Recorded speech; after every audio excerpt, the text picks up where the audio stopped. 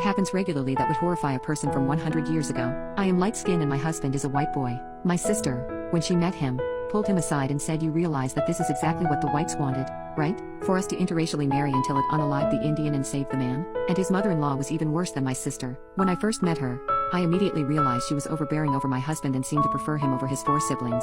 I guess it's because he's the only boy, but even though he's 38, she still referred to him as her little man. She claims to be this devout Christian, but she is one of the most bigoted people I know based on all of the awful racist and homophobic things she shares on Facebook. As I mentioned earlier, every time I saw my mother-in-law when my husband and I first started dating, she made a point to make subtle racist remarks. The very first time I met her, she put her hand in my hair and said, "Oh God, what is all this?" My husband would always defend me and even raise his voice at her, but it's like him defending me made her hate me more. My husband finally had enough when we were at a family party one day and she started bringing up one of his white exes in front of me. She started comparing the ex's looks to mine and then looked at me, shook her head and said, "Such a shame my husband's name would end up with someone like that." My husband had been part of another conversation but walked in to catch the tail end of what she